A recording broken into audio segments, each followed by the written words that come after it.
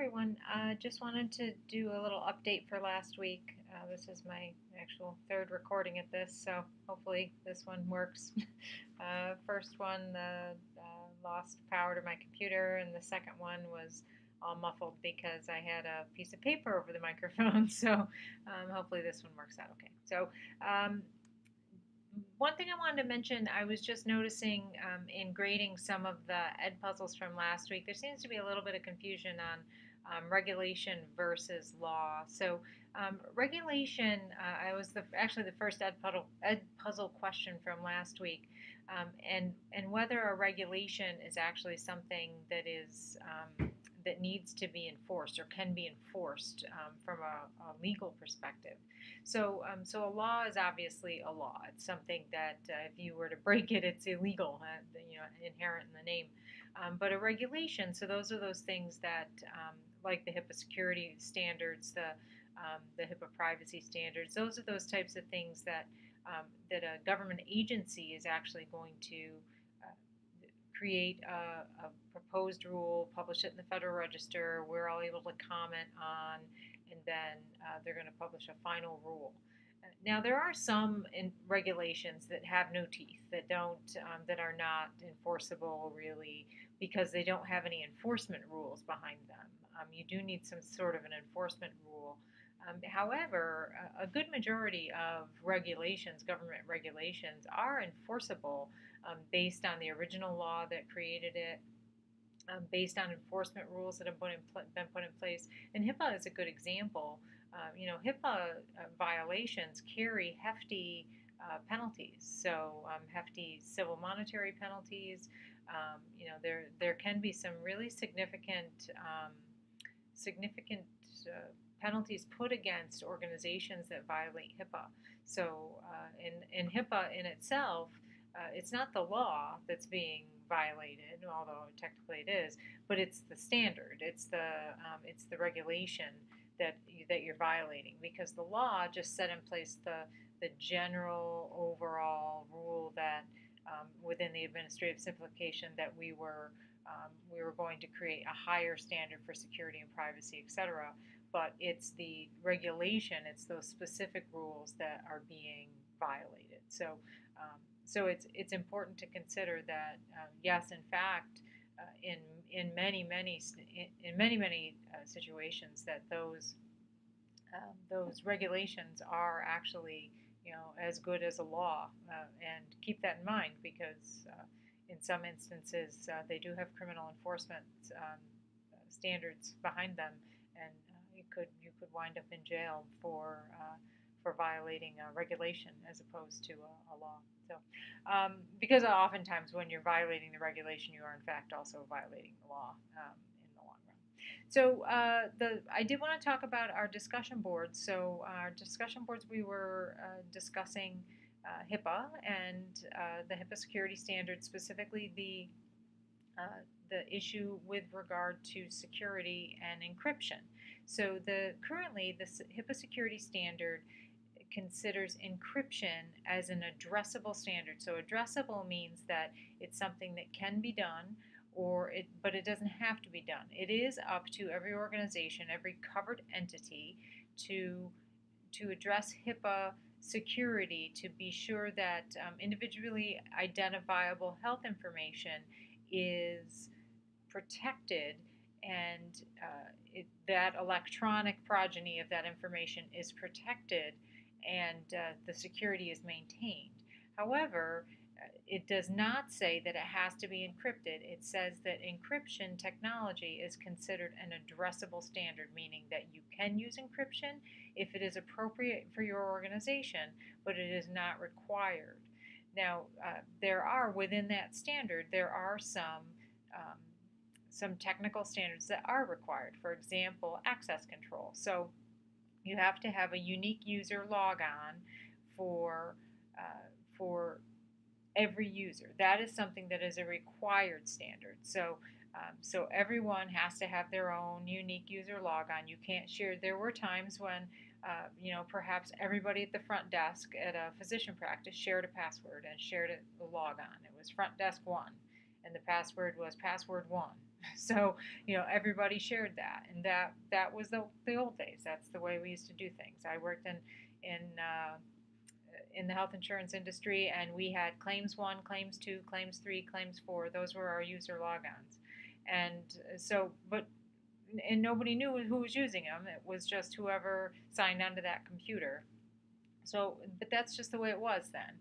And so now things are different. Now we have to all have our own unique user logon. Everyone has their own password. And this is for purposes of being able to track access. So that is a big part of HIPAA security. However, that notion of encryption is not required. And the reason that the main reason, at least what was explained at the time back in 2003 when these standards were first coming out and being talked about, was that uh, it really wasn't fair to to physician practice to require them to encrypt, to have that expense of encryption. So that was very expensive for them as opposed to a 500-bed hospital or a large integrated health system who could, of course, afford encryption.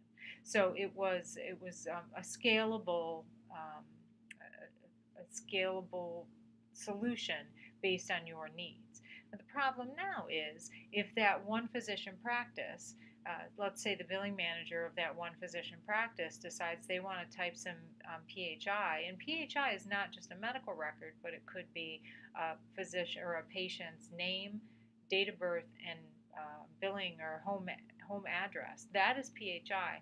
Let's say they type that into an email and ship that out. Um, and they don't have encrypted email. They've now violated HIPAA because that information is flying out into cyberspace, and now they have a potential HIPAA, and a technical HIPAA violation. And if that were to be intercepted, it definitely would be a HIPAA violation on their hands. So a lot of those types of violations occur every day, but there is no because there is no actual breach. That information goes from point A to point B with no actual breach. Nobody cares about it. Nobody worries about it. But what about the time that that information goes from physician practice A to the wrong place, or physician practice A to a Google email, and Google is saving all of that information somewhere, and Google email is actually never safe because Google does save all of your data, which we have Google email here in RMU, but they do save.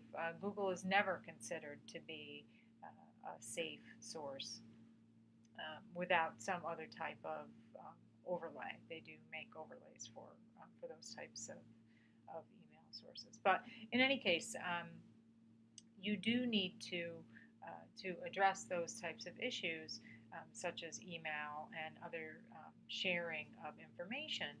But so even the smallest place, the smallest practice needs to address that, and so that's kind of our problem with encryption.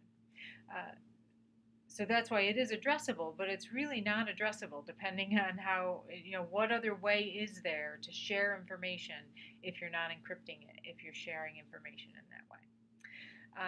One other topic that came up in our discussions this week was ransomware.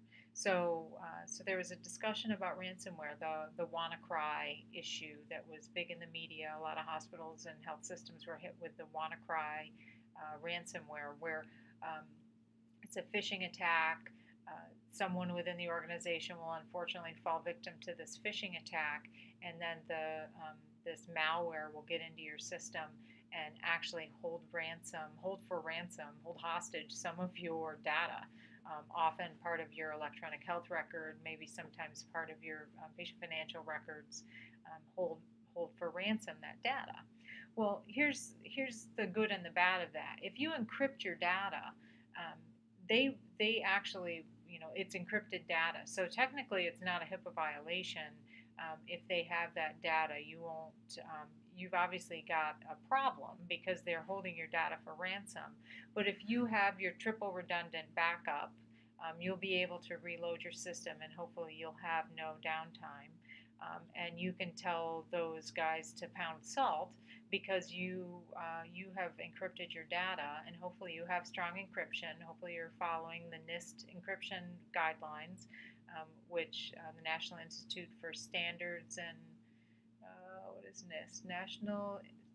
National Institute for I've lost what the T stands for, but those are our guidelines that we follow when we're looking to, they really set the highest bar of what we want to make sure we're doing from a technical standpoint. And so we're following those guidelines. We're making sure those are all in place, and so we can tell those guys we've reloaded our system, we've gotten everything cleaned up, and we're good to go. But step two is, and hopefully we avoid these things by having this step in place in the first place. We train our folks not to fall victim to those. And I know some in our discussion boards, some folks had mentioned that they have phishing attack training, some fake phishing emails that come through to them, training you not to fall victim to those things. And they are very, even the most tech savvy person can fall victim to a phishing attack because the emails look like, especially at work, because they look like a work email. They come through, perhaps with a looking like it's from your CIO or your IT person. They really do look legit. You just have to look at the actual email address and not the name header. And you never click on a link within an email unless you're absolutely positive of who it's coming from. I'm not one to ever click on links or attachments in emails unless I'm expecting that link or that attachment to come to me. So it's definitely definitely something that you want to be aware that it's been coming to you and that you knew it was going to be there. So it's an important balance between training and encryption. And I know that encryption is not cheap, especially based on the NIST standards, National Institute of Standards, and I wish I could remember what that T was. I, of course, had it in my head before I hit record, and now I can't. But they really do set the standard for us on all of those pieces of the puzzle. The King versus Burwell case, that was another thing that we had some readings on this week. One of the many challenges that the ACA faced, so some interesting readings kind of from both sides, the moderate moderate pluses, far left, far right, looking at that challenge specifically related to the kind of the incentives or the subsidies that patients could receive for obtaining insurance through the marketplace. So interesting. Of course, these were the challenges that the ACA originally faced. It's got its own challenges now, actually coming direct from the administration, but these were kind of some of the original challenges. So I think that's it from last week. I'm looking forward to reading through your papers, and those that I'll be getting to those this week. And any questions, please just let me know. Thanks so much.